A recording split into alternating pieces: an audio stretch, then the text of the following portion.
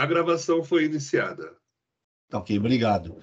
Bom dia a todos. Hoje, dia 27 de maio de 2022, 8 horas e 32 minutos. Estamos iniciando a sessão de julgamento da 9ª Câmara Julgadora.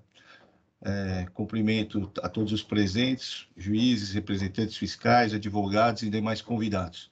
Vamos iniciar a sessão com o processo AIM 4037054, contribuinte é TAM Linhas Aéreas S.A. Dr. Carlos Henrique Martins de Lima é o relator. Passo a palavra ao Dr. Carlos, por gentileza. Obrigado, presidente. Mais uma vez, bom dia a todos. Vamos lá. Trata-se de auto-infração lavrada contra a hora recorrente, valor de tanto. É acusado pelas práticas seguintes infrações: deixou de pagar o ICMS devido no valor de tanto, no período de março de 2009 a novembro de 2009, por ter tomado serviço de telecomunicações iniciados ou prestados no exterior, nos termos do inciso 2, artigo 10 do RICMS, decreto 45.409, conforme se demonstra pelos contratos de prestações de serviços de telecomunicações e respectivos aditivos, pelas faturas internacionais invoice emitidas pela empresa sediada na Bélgica e pelas respostas às notificações fiscais.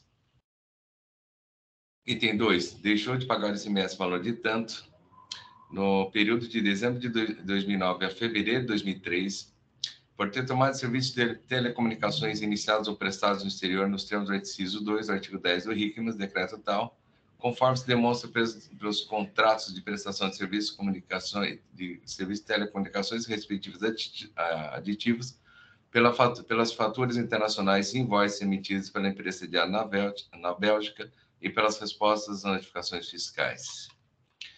Item 3, embora regularmente notificado, deixou de exibir à autoridade fiscalizadora os documentos relacionados no anexo 5, identificados por faturas comerciais estrangeiras, invoice ou notas de crédito, credit notes, conforme se comprova pelas notificações específicas para assim, notificações finais 13 de 2014. Essas são as infrações, senhor presidente.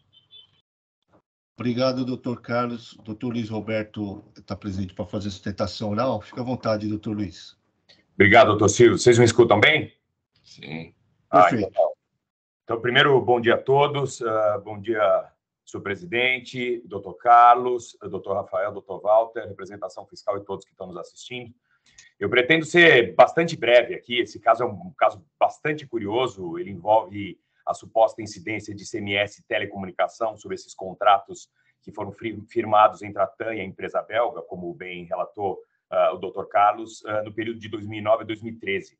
Então, o auto de infração ele é bastante simples, ele tem 3 itens. O item 1 e o item 2, eles estão relacionados à cobrança do imposto, ou seja, o ICMS e telecomunicações, por conta da existência de vários contratos, e uma multa de 150%. E depois a gente tem o item 3, que é uma multa de R$12 mil pela não entrega de alguns poucos documentos que não foram localizados no momento da fiscalização. No julgamento da 14ª Câmara Ordinária, foi dado parcial provimento ao recurso do contribuinte por uma análise bem detalhada dos 32 contratos que existem, votos que somam mais de 20 páginas, que se examinou efetivamente em detalhe todos os serviços que estão ali, que constam do contrato, que são serviços de mensagens, de gestão, de consultoria, de fornecimento de aplicativos, ferramenta, alocação de equipamentos, que, ou seja, eles não se confundem de maneira nenhuma com nenhuma atividade de telecomunicação. Não existe nessas contratações nenhum fornecimento de telecomunicações, isso fica muito claro, e nem atividade de comunicação, muito embora não tenha sido essa a acusação. No voto condutor desse julgamento, tem um tópico específico, que é o 2.4, que ele analisa efetivamente em detalhe todos os serviços objeto de atuação.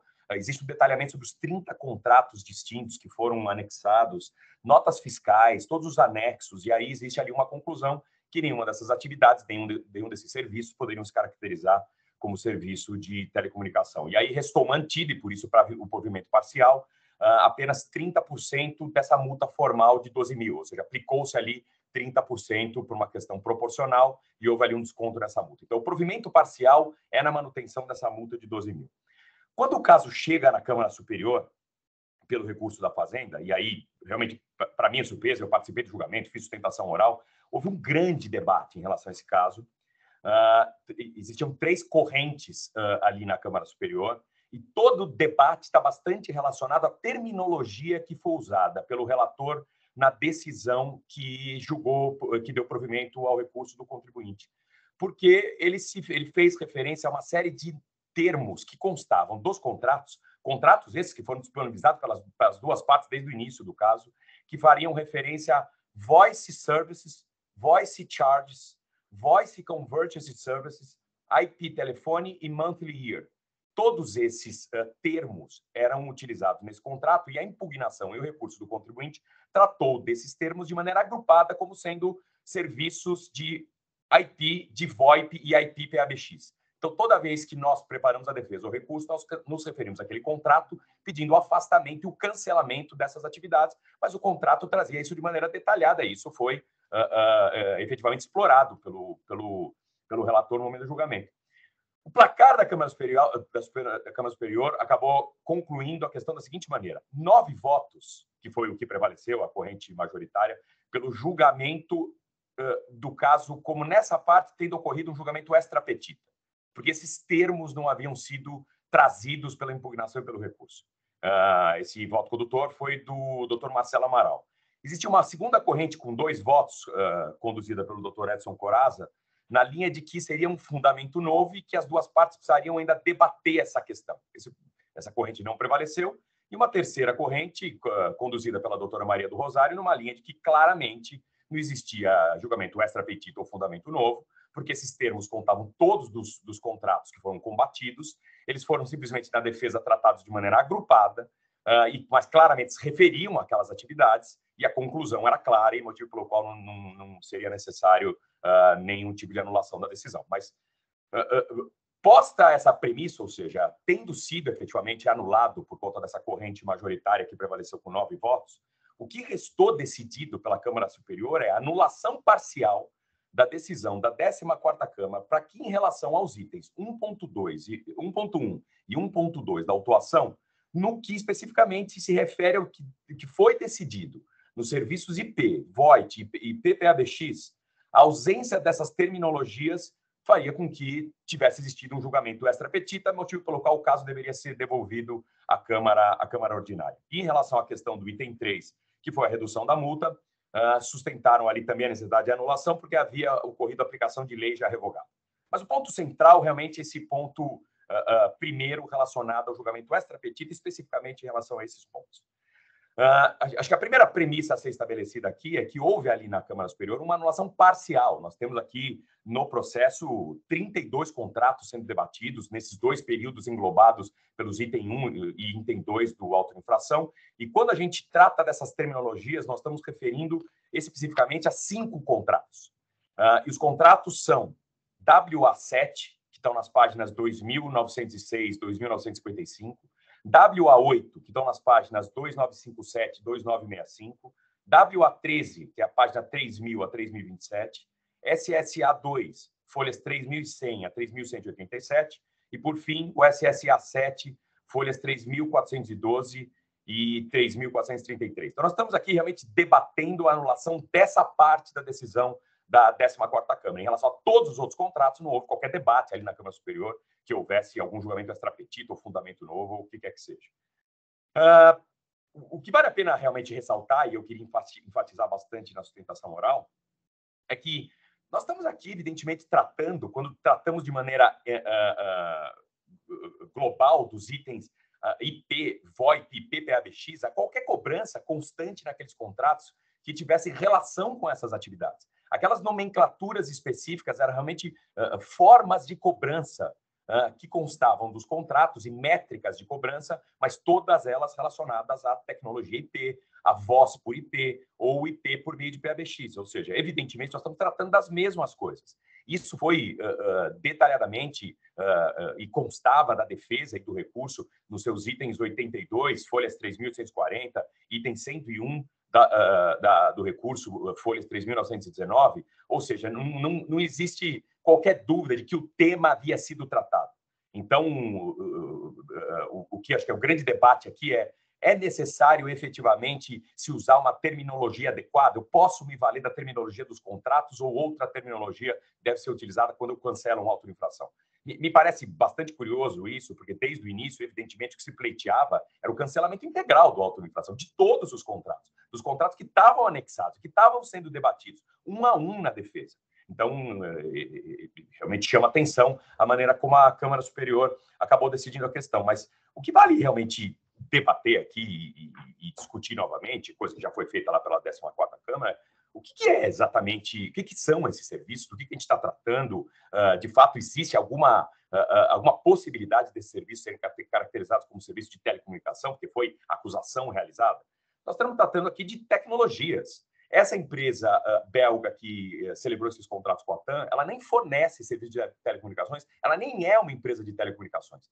Tanto é assim que todos os contratos trazem previsão específica, e é uma premissa dessas contratações que a TAM deveria contratar as empresas operadoras de telefonia no Brasil para realizar essas atividades. E é por isso que a 14ª Câmara chegou a essa conclusão de que, em relação a todos esses serviços, não poderia existir uma acusação de cobrança de ICMS por telecomunicação. Ou seja, o serviço de telecomunicação foi contratado no Brasil. É premissa dessas contratações. Nós estamos tratando, efetivamente, aqui, são de serviços de valor adicionado que se valem de uma infraestrutura de telecomunicações já estabelecida como operadora brasileira contratada pela TAM numa atividade apartada, e aí esses aplicativos, essas ferramentas, esses mecanismos são efetivamente realizados para a prestação desses serviços. Então, a gente está tratando aqui de SVAs constantes e bem definidos no artigo 61 da Lei Geral de Telecomunicações, que já foi bastante debatido em vários precedentes, tanto administrativos quanto judiciais, em que não deve se caracterizar como serviço de telecomunicações, inclusive a expressa definição de lei do artigo 61. Ele diz isso, esses serviços não são serviços de telecomunicação. Assim, tendo as impugnações específicas sido feitas em relação à natureza dessas atividades, uma referência específica ao tratamento dessas cobranças de forma concentrada como serviços de IP, de VoIP, IPv6, é medida necessária o cancelamento integral das cobranças remanescentes em relação a esses contratos, WA7, WA8, WA13, SSA2 e SSA7. Se a terminologia da 14ª Câmara foi por demais detalhada, o que para mim é muito curioso, eu esperava muito mais uma decisão detalhada em relação aos contratos, em relação ao debate, do que uma terminologia econômica que não desse a visibilidade total do que tivesse sido a decisão. Mas, embora, evidentemente, essa terminologia constasse dos contratos, fica aqui a sugestão para que se faça menção aos contratos, independentemente da terminologia. Se a terminologia é um problema, a menção aos contratos que estão juntados ao processo, desde o início, anexados, debatidos, todos eles, um a um, pode-se fazer uma menção direta aos contratos, do pleito do cancelamento específico em relação a eles que reúnem essas atividades. Então, esses são os pontos principais que eu queria trazer aqui para a discussão. Eu queria realmente concretizar bem o que foi o resultado ali da 14ª Câmara, essa anulação parcial em relação a essas atividades específicas, a que contrato elas se relacionavam, para dizer que realmente ali foi uma questão de terminologia, e essa foi a ideia da Câmara Superior quando realizou a anulação. Então, se prevalecer aqui o entendimento pelo cancelamento, de fato, porque não se verifica aqui nenhuma prestação de serviços de telecomunicações, que se faça o cancelamento dos contratos, independentemente da terminologia indicada. Em relação à questão da multa, houve ali uma redução, e aqui se pleiteia a manutenção disso, tendo em vista que a gente tratava ali de poucos documentos que não interferiram em maneira nenhuma no debate, alguns poucos documentos que não foram encontrados no momento inicial da fiscalização, tanto que foi aplicada ali uma multa de 12 mil e depois reduzida em 30%, então pede aqui a requerente a manutenção dessa multa, e com isso encerra aqui a sustentação oral para dizer que, diante de todo o exposto, diante de todo explicado em relação ao que foi o debate desse caso, tanto na Câmara Ordinária, por ocasião do julgamento da 14ª, como lá na Câmara Superior, que seja, dessa vez, definitivamente cancelada, então, a atuação e definitivamente esgotada qualquer debate sobre a possibilidade dessas atividades se caracterizarem como serviço de telecomunicações. E agradeço bastante a atenção de vocês. Devolvo a palavra ao senhor, presidente. Obrigado, doutor Luiz, pela brevidade e objetividade da sustentação oral. Passo a palavra ao doutor Carlos, por gentileza. Obrigado, doutor Luiz Roberto, pela brevidade, pela sustentação. Obrigado, presidente. Vamos ao voto.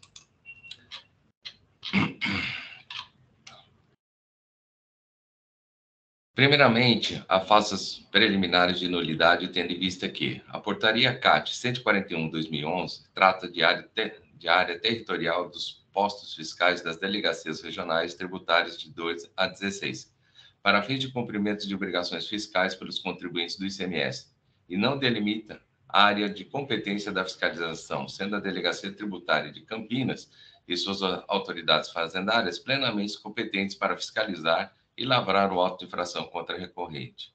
Item 2. Não há que se falar em decadência, eis que no tocante ao Instituto da Decadência, em lançamentos por homologação e de ofício pelo fisco, como é o caso do ICMS, é pacífico o entendimento deste egrégio Tribunal de Impostos e Taxas que a fruição do prazo decadencial se dá com base no artigo 173.1 do CTN, e não sobre o artigo 150, parágrafo 4º e 156.5 do CTN.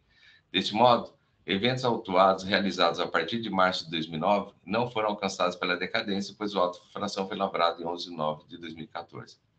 Item 3. Também não há que se falar que o auto de infração é nulo, devido à autuação não se apresentar de forma clara e ainda trazer fundamentação incorreta. Isso porque a autoridade autuante carreou para os autos prova robusta, fazendo uma análise detalhada dos contratos formalizados pela recorrente, e que ensejariam a incidência e, portanto, a cobrança do ICMS, conforme consta no memorial descritivo do trabalho fiscal, constados folhas 7 a 120 dos autos. No mérito, a exigência do ICMS se dá em decorrência de contratos firmados entre a recorrente e a empresa CITA, do Brasil Limitada, CITA BR, e sua controladora sediada na Bélgica, CITA normal. Entendo a fiscalização, que é a prestação de serviço de telecomunicações na modalidade SCM da empresa CITA, a TAM, na modalidade multimídia SCM, com consequente tributação pelo ICMS de comunicação. Vale salientar que, embora a recorrente tenha requerido que o mesmo raciocínio do Supremo Tribunal Federal nas ações ação direta em inconstitucionalidade 1945-MT fosse aplicado nesses autos, há que se observar que as ADINs 5659 e 1945, os ministros do STF entenderam que o software padronizado em qualquer de suas formas de disponibilização, inclusive física, não poderia ser tributado pelo ICMS, pois, por mais que seja legítima a incidência do ICMS sobre bens incorpóreos ou imateriais, seria indispensável para que ocorra o fato gerador do ICMS, a transferência de propriedade do bem, o que não ocorre nas operações com o software. Os ministros ressaltaram também que o fato de que o legislador decidiu por incluir as operações havidas com softwares na seara do ISQN.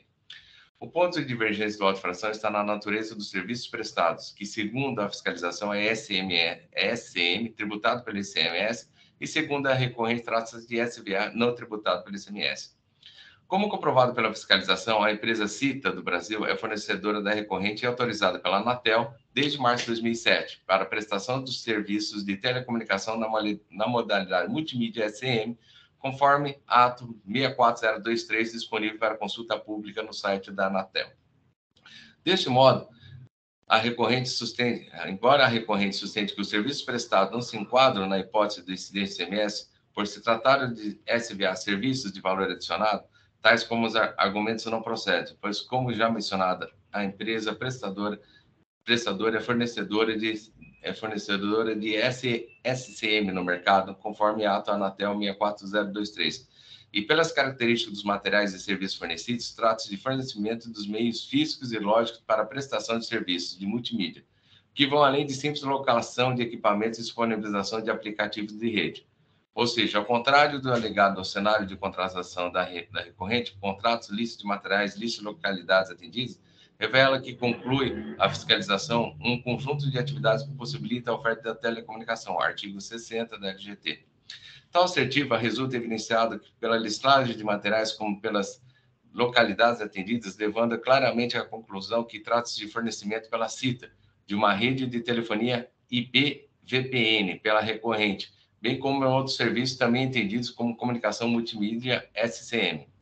O que se conclui da análise de contratos, dos materiais fornecidos e da extensão da rede atendida é que a empresa CITA disponibilizou hardware para a recorrente com a finalidade de fornecimento de rede de telefonia IP, em conjunto com outros serviços diversos denominados tanto pelo fisco como pela própria recorrente, como aplicativos, estando tais serviços perfeitamente descritos no item 4.8 do relatório fiscal, estando excluída da autuação os valores pagos pela recorrente à CITA a título de localização de equipamentos.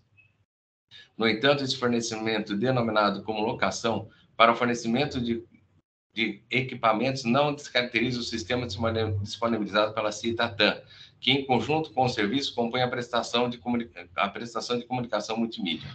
Por conseguinte, da minuciosa análise da vasta documentação apostada aos processos, contratos de locação ou prestação de serviços diversos de materiais disponibilizados para compor um sistema de telefonia IP para recorrente, conclui-se que a prestação de serviços de telecomunicações na modalidade SCM da empresa CITA a recorrente, estando correto o lançamento de ofício sobre esse fornecimento, eis que incide o ICMS nessas operações nos termos do artigo 2 da Lei Complementar 87/96, ou seja, estando a recorrente tomadora do serviço localizado no território nacional e contratada CITA localizada no exterior, não há como se negar a ocorrência da importação de serviço.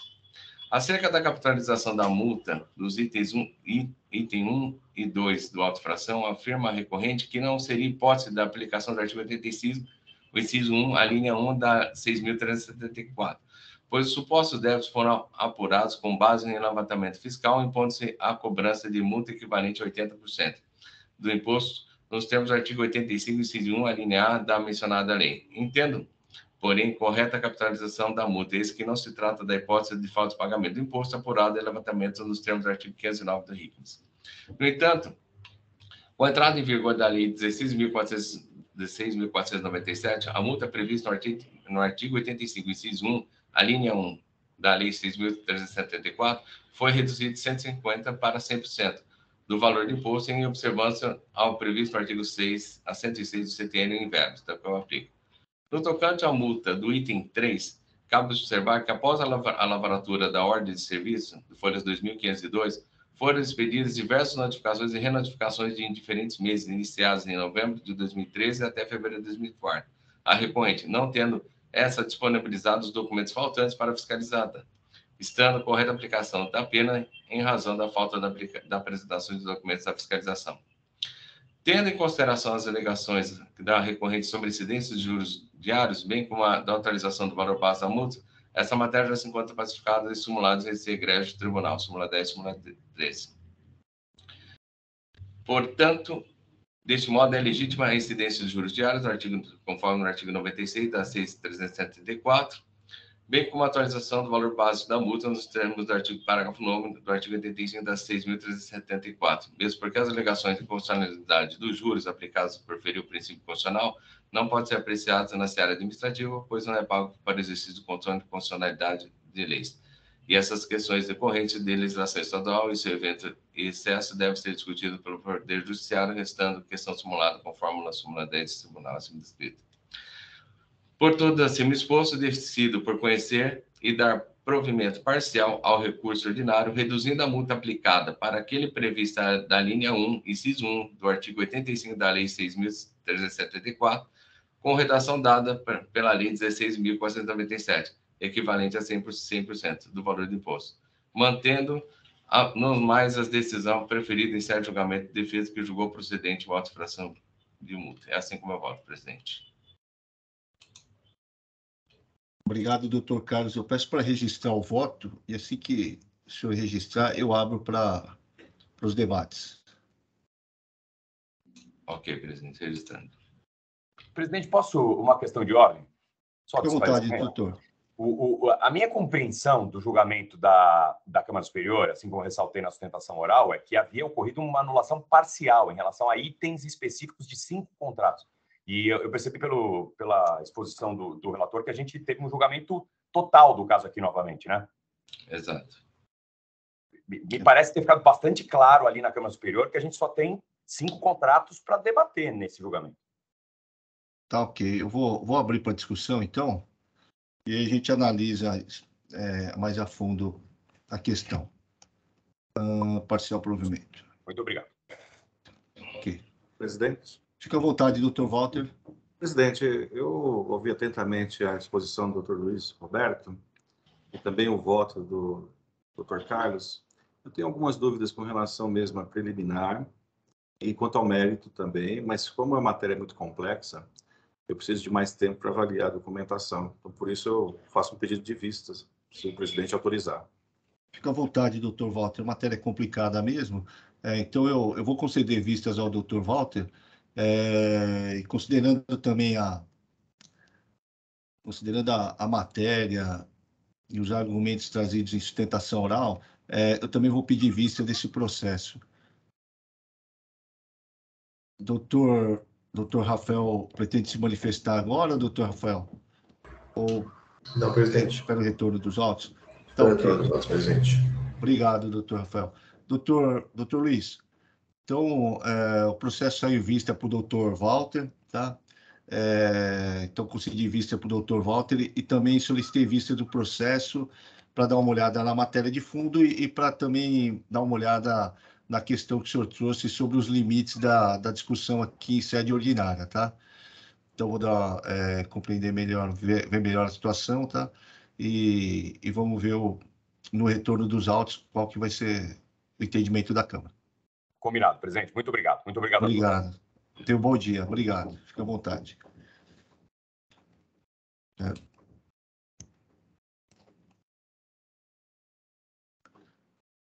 Processo da contribuinte TAM Linhas Aéreas S.A., IM 4037054, saiu em vistas para o doutor Walter e também solicitei vistas dos mesmos.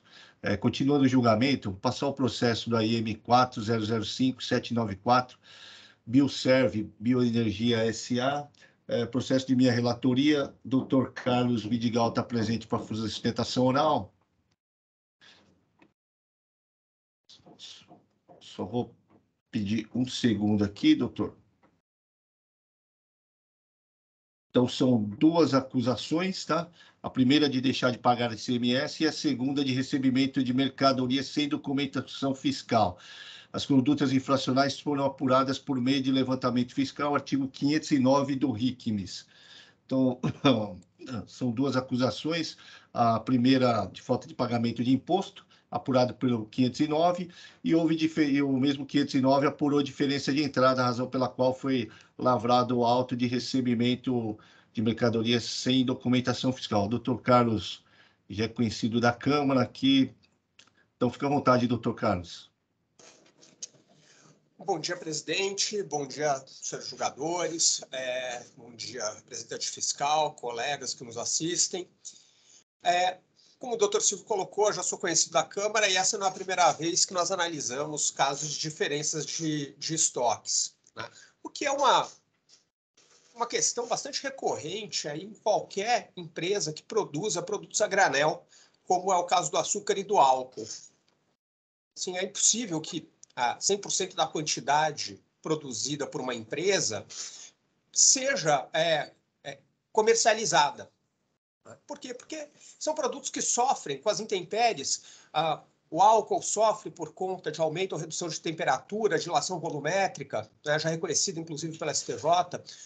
O açúcar sofre também com as intempéries, com vento, com a forma de armazenagem dessas imensas quantidades que são produzidas pelas empresas. Então, assim, alguma diferençazinha sempre vai haver.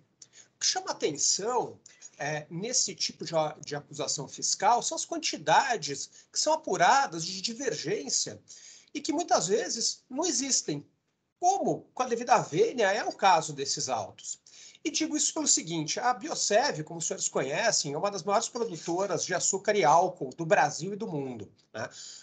Até pouco tempo atrás, ela, inclusive no período da acusação fiscal, ela fazia parte do grupo Luiz Dreyfus, que é um dos maiores produtores e comercializadores de commodities do mundo, né? Uma empresa estrangeira.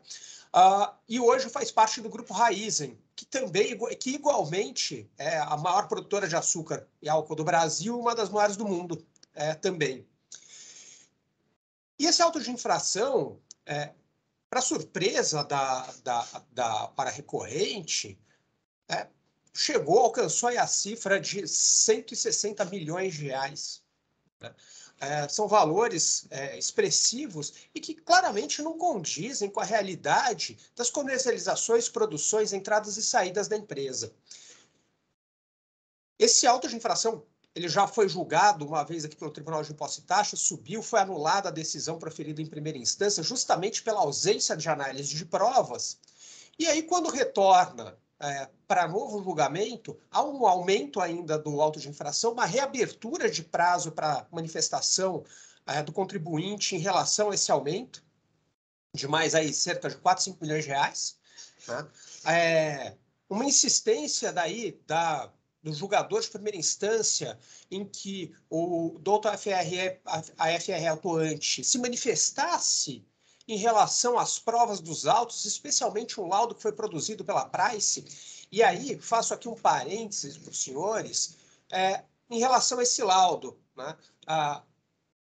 Antes que o AFR pudesse dizer algo do gênero, mas é claro que o laudo é favorável à empresa, porque foi a empresa que contratou. Não, a empresa contrata esse tipo de laudo junto a uma Big Four, como é o caso da Price, com um objetivo muito mais específico do que somente se defender no processo, mas para ter a certeza de que eventuais diferenças que ela possa ter se equivocado sejam refletidas no balanço para contingenciamento. É para isso que é solicitado um laudo de uma empresa como a Price. Se é para fazer um laudo tendencioso, contrata-se uma outra, alguém desconhecido, e não uma Big Four. E apesar da insistência, e aí retomando o raciocínio, e apesar da insistência de que houvesse a manifestação expressa da fiscalização, rebatendo os argumentos, os argumentos são os fundamentos e as provas trazidas nos autos e analisadas nesse laudo da Price, no entanto, isso não ocorreu. O doutor FR autuante, no afã de manter esse auto de infração íntegro, né, ele se desvia, traz questões, olha, eu analisei com base no artigo 509. Perfeito. A empresa não se opõe ao artigo 509 sobre a sua legalidade, constitucionalidade. Né? Só que o artigo 509, ele pretende, e como foi bem colocado no recurso originário, se verifique a real movimentação dos estoques da empresa. E para isso, ela vai falar assim, mas pode levar em conta provas indiciárias. Perfeito. E as provas e todos os indícios e as provas que estão carreadas nos autos conduzem à conclusão de que nenhuma dessas diferenças jamais ocorreu. Né? E aí, algumas questões, né, que chamam atenção nesse tipo de caso. Quando a empresa mantém, por exemplo, no seu LPD, os produtos que ela remeteu para armazém de terceiros, né, mas mantém no seu controle, há uma acusação fiscal desconsiderando as movimentações efetivas ocorridas, dizendo, não, você não poderia ter mantido no controle no seu LPD interno da usina produtora, você teria que ter mantido lá no LPD do armazém externo para onde você remeteu a mercadoria. Né? E aqui, nesse caso, é exatamente o oposto, a empresa não mantém, e o AFR fala assim, olha, eu estou desconsiderando tudo que está em armazém externo. Mas acontece o seguinte, que apesar de ser uma grande produtora de açúcar e álcool, pelas quantidades comercializadas, muitas vezes ela adquire também esses produtos para formação de lotes de exportação. Muitas vezes ela empresta ou toma emprestado esses produtos para formação de seus lotes de exportação, exportar o produto, atender o cliente no exterior. Né? E aí, essas quantidades, justamente porque a usina específica Sertãozinho, ela não tem a capacidade de armazenagem de toda a produção ou de todas as aquisições que são feitas, onde que isso é controlado? Nos LPDs dos armazéns externos, dos armazéns de terceiros. E, no entanto, notem, senhores, que sempre foram ignorados esses LPDs. Então, você tem um descompasso entre aquilo que é o estoque real e aquilo que são as efetivas movimentações. E isso conduz, né, essa ausência de critério com a devida vênia, né, ou um critério seletivo de modo a manter um auto de infração que não poderia subsistir nos valores em que foram lançados. E se os senhores olharem o laudo da Price, né, que se encontra as folhas 2000 2260, 2265 em diante, não me recordo agora de cabeça, mas se os senhores olharem o laudo da Price, folhas de 2265 em diante, os senhores verificarão que foi apurada uma pequena diferença de 0,1% lá no final. E isso é atribuível tranquilamente e facilmente a justamente aquelas perdas a que eu me referi no começo da minha sustentação oral. Ocorre, e aí é um ponto impactante, que a decisão de primeira instância que foi proferida, senhores julgadores, e senhor presidente, que também é relator, ela não reanalisa absolutamente nada, apesar da determinação da Câmara do Tribunal de Impostos e Taxas quando devolveu os autos para novo julgamento. Se os senhores compararem a decisão que foi, a primeira decisão que foi proferida e anulada por esse tribunal com a segunda decisão que foi proferida, ela é quase idêntica. E não adianta no relatório dizer, olha, tem o laudo da... A defendente alega que tem o laudo da Price, a defendente alega que tem notas fiscais que não foram consideradas, a defendente alega... E depois simplesmente ignorar essas provas. Basta ver a fundamentação da decisão que ela se reporta exclusivamente aos fundamentos, aos argumentos trazidos pela FR autuante. Ela não faz um cotejo entre as provas dos autos, aquilo que foi lançado para alcançar uma conclusão que é o que se espera do contencioso administrativo. A decisão de primeira instância não busca a verdade material. Ela busca simplesmente a manutenção de um auto de infração que, com a devida vênia, caso viesse a ser mantido no que não se crê, vai gerar lá na frente um prejuízo para os cofres públicos do Estado de São Paulo.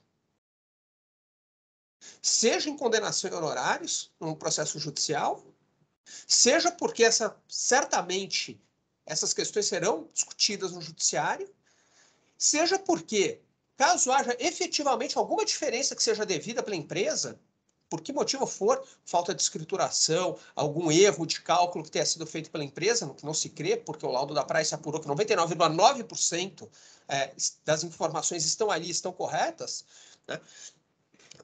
Então, assim, essa pequena diferença que, a rigor, ou em tese, o Estado de São Paulo teria efetivamente a reclamar, não será recebida. Pelo menos não agora, e nem nos próximos 5, 6, 7, 8 anos. Então, ponto-se primeiro pela anulação da decisão de primeira instância para que o processo retorne e sejam efetivamente analisadas as provas dos autos, o que se faz essencial. Caso assim não se entenda, então que essa Câmara, analisando o mérito, analisando todas as provas, ela conclua efetivamente pela inexistência dessa diferença de estoques. E aí, assim, algumas questões que eu anotei, porque não dá para trazer todas nesse tempo curto que nós temos para sustentação oral, e já me encaminhando para a parte final da minha sustentação, não querendo tomar tanto tempo dos senhores, sim, tem entradas que foram consideradas pelo fisco, mas que não movimentam o LPD, né, da unidade industrial, justamente aquilo que eu disse. Notas fiscais emitidas para anular simples faturamentos. Né? Então, assim, a gente está falando, em relação a isso, uma diferença, para que os senhores tenham ideia, de 76.771 toneladas. Ou seja, 76 milhões de quilos de açúcar. Assim, é uma diferença gritante, não é possível considerar que essa diferença decorre exclusivamente de erros ou, pior, de supostas saídas praticadas pela empresa sem recolhimento do ICMS. Empresa essa que é auditada, uma empresa que tem ações em bolsa e que é auditada diuturnamente por diversas auditorias, né? Não só, mas sempre as Big Four, né? Às vezes a Price, e às vezes as outras empresas de auditoria, porque há uma rotatividade dessas empresas de auditoria. Então, quer dizer, e nenhuma identificou 155 milhões de reais de diferença e mais, fora a multa, que assim, eu conheço a posição da Câmara, né, em relação à multa, em relação à taxa Selic, então vou me abster de tomar o tempo dos senhores em relação a isso, né, mas que está lá consignado também no recurso ordinário. Então, em virtude dessas diferenças, é que se requer que os senhores ou determinem que o processo retorne à primeira instância para novo julgamento, ou que efetivamente, como costumeiro ilustríssimo senhor juiz relator e dos senhores juízes aqui presentes, né, que se debrucem sobre todas essas provas e efetivamente levem em consideração todos os fatos e todas as provas produzidas nos autos para que seja, ao menos, reduzido o valor do auto de infração a partir disso, né, e que sobre apenas e tão somente, quando muito, aquela diferença que já está consignada no laudo pericial acostado aos autos. Agradeço a atenção dos senhores e fico à disposição para quaisquer esclarecimentos. Obrigado, doutor Carlos, pela brevidade e objetividade da sustentação oral. Como eu já havia manifestado, o doutor Carlos é conhecido da Câmara aqui. Eu confesso que eu comecei a analisar o mérito da questão, né? Mas eu esbarrei num problema da decisão de primeira instância, que no primeiro momento, eu achei que deveria superar esse problema e resolver aqui na Câmara. Mas, como em sede especial, tem uma corrente muito forte pela questão de você dar algo de ofício, né? E como não foi ventilado no recurso ordinário, então eu achei melhor devolver para a primeira instância os autos para sanar esse problema e depois retornar aqui à sede ordinária. E eu vou explicar isso no meu voto, tá? O voto já está disponível também, a razão pela qual eu anulei a decisão de primeira instância. Vou passar aqui a leitura a partir do voto, já suprimindo o relatório. Também já adianto aqui desculpas pelo barulho, porque está tendo uma obra aqui em cima do apartamento, mas eu acredito que vai dar para todo mundo ouvir o voto de forma clara e objetiva, tá? O AIM, como relatado, contém duas acusações. A primeira é de deixar de pagar ICMS e a segunda de recebimento de mercadoria sem documentação fiscal. As condutas infracionais foram apuradas por meio de levantamento fiscal, artigo 509 do RICMS. A decisão de primeira instância, as folhas tais, manteve parcialmente o AIM, que foi objeto de termo de retificação e ratificação, folhas tais. Como mencionado pela DRF, no parecer de recurso de ofício, a julgadora de primeira instância reduziu o AIM nos seguintes termos. Transcrevo parágrafos do parecer de recurso ordinário em que ela reduz a penalidade, tá? Continuo no meu voto. Ao analisar os autos, opino pela nulidade da decisão de primeira instância. A decisão de primeira instância acolheu parte das alegações da autuada, conforme manifestação do AFR. Perdão. O AFR considerou que os ajustes de inventários constantes às folhas 2.274 do laudo da PricewaterhouseCoopers eram devidos. Assim, promoveu ajustes para incluir esses valores. Ao promover os ajustes, conforme demonstrativo de folhas 3.361, concluiu pela redução do ICMS exigido em R$ 61.043,60. Esse valor foi considerado pela julgadora para reduzir o AIM inicial. Ao analisar o demonstrativo, constato que os ajustes pleiteados pela empresa de auditoria e aceito pelo fisco culminaram em diferenças de saídas no importe de R$ 245.625.843,41 e diferença de entradas no importe de R$ 50.931.295,32. Os ajustes implicarem em aumento do ICMS exigido no item 1 e diminuição do ICMS exigido no item 2. O DDF de folhas 3.126 indica que no item 1 o AIM exigido é de R$ 44.175.322,11. E no item 2, o ICMS exigido é de R$ 9.266.046,46. Assim, o montante do ICMS exigido é de R$ 53.441.328,57. No demonstrativo elaborado pelo AFR, as folhas 3.361, que leva em consideração os ajustes constantes no laudo da empresa de auditoria, indica a redução do quanto ICMS exigido em R$ 61.043,60. O AFR, no demonstrativo de folhas 3.361, informa que o ICMS ajustado é de R$ 53.380.248,97, que tem como origem o ICMS do item 1, no valor de R$ 44.212.651,81. E no item 2, de R$ 9.167.643,16. A decisão de primeira instância reduziu o ICMS exigido em R$ 61.043,60. No entanto, o que se vê é que a redução promoveu reformaço em PEGs em relação ao item 1, pois o ICMS que consta no DDF de folhas 3.163 é de R$ 44.175.322,11, e a decisão de primeira instância levou em consideração o valor ajustado, que elevou o ICMS do item 1 para R$ 44.212.651,81. Ou seja, os ajustes de inventários que constam as folhas 2.274 do laudo da empresa de auditoria, que foram aceitos pelo fixo, impactaram nos itens 1 e 2. No entanto, a decisão de primeira instância considerou o ajuste de forma global, o que culminou em aumento do ICMS exigido no item 1 e diminuição do ICMS exigido no item 2. No caso, é patente o reformaço em PEGs em relação ao item 1. Por esta razão, entendo que os autos devem retornar na primeira instância para novo julgamento.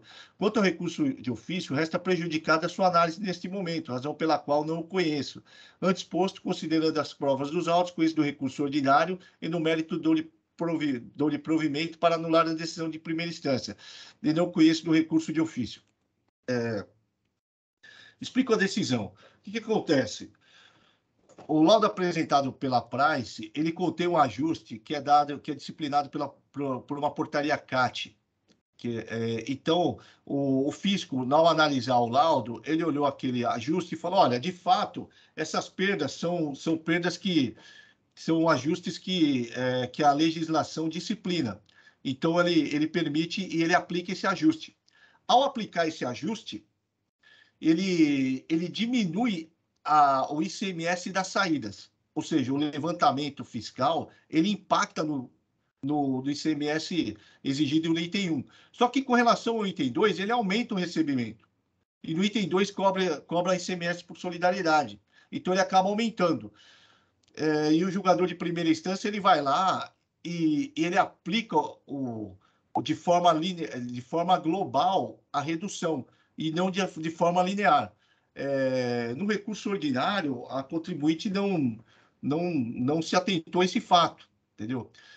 Então, assim, como a gente tem se deparado com muitas decisões aqui, retornando para julgamento, tendo em vista decisões extra petita, eu entendi melhor que o melhor caso nesse caso, a melhor alternativa era retornar à primeira instância, para que ela possa analisar essa redução e fundamentar isso daí de forma correta. A representação fiscal em parecer de recurso de ofício, ela também vai poder se manifestar, e o contribuinte também, em recurso ordinário, vai poder voltar à questão, se for mantida dessa forma, né? Por isso que eu acabei entendendo que não era o caso de dar parcial provimento de ofício, e sim retornar os autos à primeira instância. Tá? Alguém tem alguma dúvida? Eu abro para debates.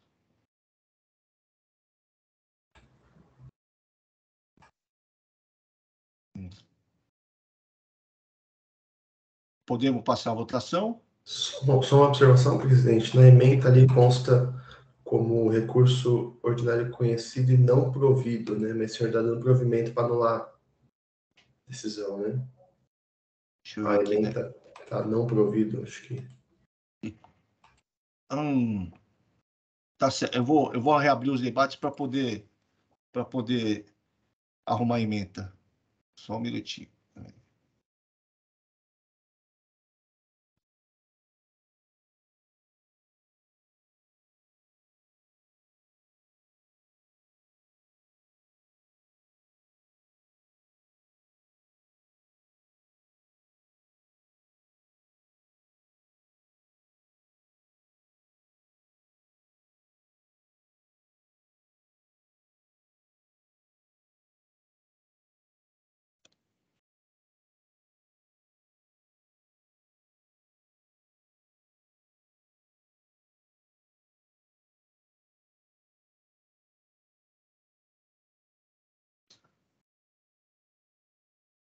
Fiz o ajuste e registrei o voto. Alguém tem mais alguma dúvida? Okay. Vou encerrar os debates e passar ao julgamento.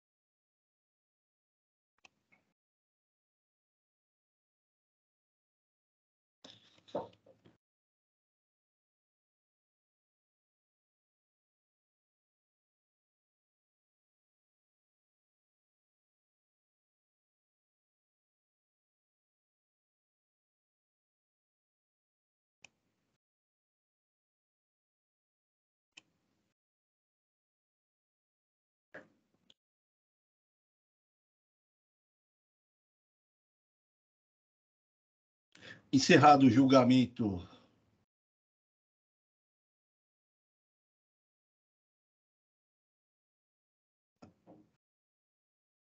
Encerrado o julgamento do AIM 4005-794, Bioservice Bioenergia S.A. Recurso, decisão unânime no sentido de conhecer do recurso ordinário e dar provimento para anular a decisão de primeira instância e não conhecimento do recurso de ofício. Com o julgamento desse processo, eu encerro a sessão de julgamento. Peço para que todos aguardem o encerramento da gravação e transmissão. Tenham um bom dia.